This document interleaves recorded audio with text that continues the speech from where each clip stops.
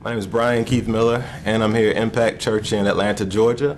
All my life, I wanted to be an architect from the time I was 5 years old. That's what I dedicated my life to, and I worked really hard and found myself my dream job in New York City until December 2nd, 2008. Just like a lot of other Americans at that time, I was laid off, and all of a sudden, I found myself with everything I give my life to was gone. And I went back home to my apartment, and I just looked towards the sky and I asked God, okay, you have my attention. What next? What should I do? 10 days later, I found myself at Harlem Academy speaking to a group of third graders, and left New York and traveled down the East Coast until I found myself back here. And within 3 months, I had spoken to about 4,000 kids with no budget whatsoever.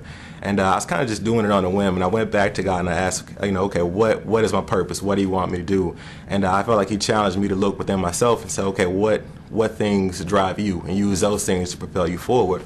And so I sat down one day and said, okay, I love shoes. And, that's one of my passions. Love art. Ever since I was a little kid, I love drawing. Working with kids. My nephew passed away in 2005. He was 5 weeks old, and from that I really wanted to really connect with future generations. And lastly, philanthropy. I'm a preacher's son, and one of my favorite things I used to do after church when I was a kid was to collect money, and I send it to a children's home down in Macon. And I combined all those things together, soul with the shoes, youth, art, and philanthropy, and rolled all those into one, and created my nonprofit organization, Soul Plus, SOLEPLUS. And we design shoes for high school kids, all based around social messages, and we donate those shoes to homeless shelters and children's shelters.